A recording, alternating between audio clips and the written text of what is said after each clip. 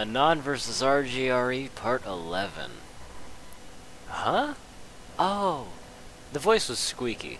You're finally awake. Hanging in there? Feels like someone blew my mind. My vision swam back into focus. I was on a bed, my back propped against some pillows. Someone was sitting in my left. And not in a good way either. I seriously feel like shit. What's shit? I feel very bad. Anything I can help with that? Some water would be nice. I looked to my left. It wasn't Twilight sitting there, it was Rainbow Dash. The mare from before. She'd already had her blue wing wrapped around a glass of water, bringing it towards my muzzle. Thanks? Figured you'd need this stuff when you came to. She brought it closer to my lips. I'm gonna press this against your mouth now, alright? Tilt your head back. I wanted to give her some more resistance, but I was just too weak to do anything, and instead nodded my head. Alright, now wave your hoof if I'm going too fast or anything. She placed the glass against my mouth. I tilted my head back and started to drink. The water was cool and soothing the aching of my throat. The more I drank, the more my body came back to life, and the more my mind became clear. And, done. Rainbow gave a small cheer as she pulled away the glass, turning it to place on the bedside table. You want to rest up some more, or do you want to try getting back on your hooves? She flicked her mane to the left, getting the multicolored strands away from her eyes. No shame in which one you choose. I think I've wasted enough time in bed. Everything about me still felt sore, but not enough to demand any more rest. Slowly I turned in my bed, groaning as I did so, throwing the sheets off my body.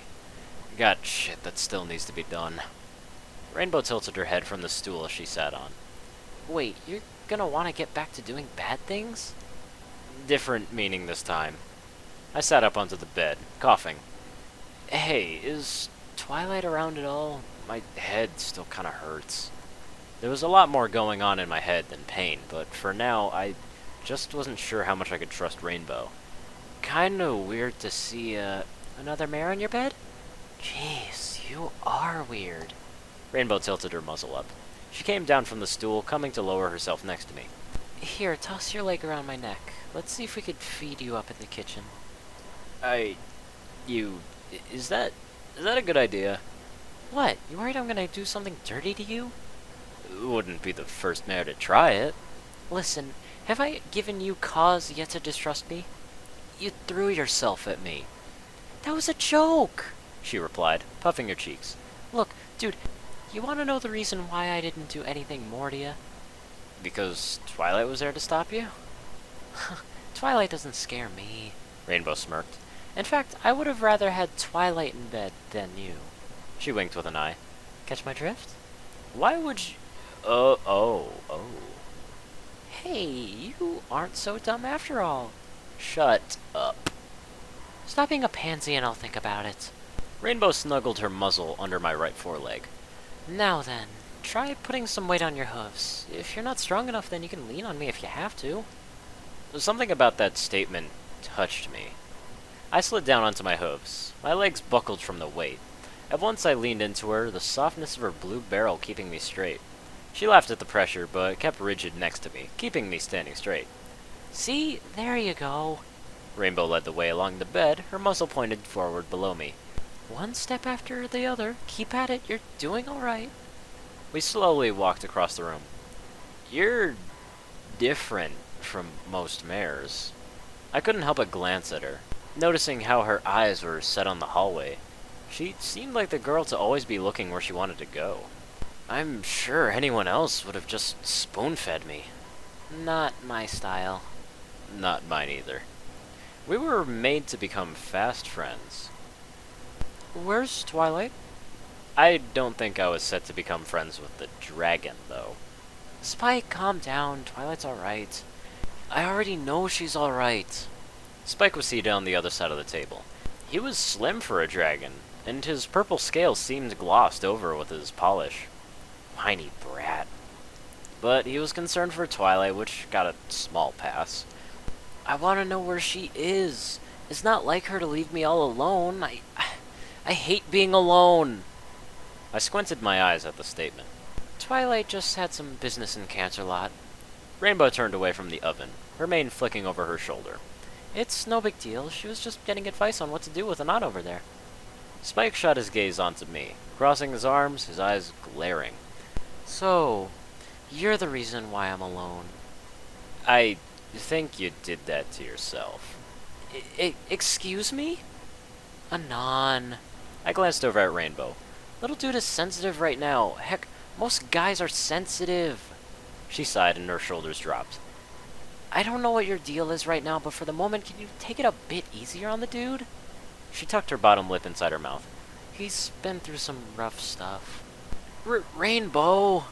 Spike went back to glaring at her. You promised not to tell any strangers. And I'm not. Calm down. Rainbow scratched the back of her neck with a hoof, looking up. Say, Spike? She glanced back at him. How about chilling out in your room for a little while? Anon and I have some stuff to talk about. You're gonna talk about me behind my back? No, we're not. Rainbow closed her eyes, audibly inhaling through her snout. We're going to talk about how much of a good boy you've been. You know, just so we can tell Twilight and all that. Looking back over at Spike, I saw his head was still down. That, and I'll bring some food to your room. Your favorite. Spike's eyes blinked. You really mean it? I'll ask Rarity to come over later if you promise to keep yourself for a bit. Well, okay. I almost didn't see him leave. Spike stood up on the chair like a child. I suppose he was one, to be fair. He leaped down and took off in a dash, becoming a purple blur that came around a corner. His distant, fading footsteps were the last I heard of him. I looked back at Rainbow. What the fuck was that? Spike's been through some shit, as you like to say. Rainbow stepped back from the stove. Her wing turned a dial and the sound fire stopped.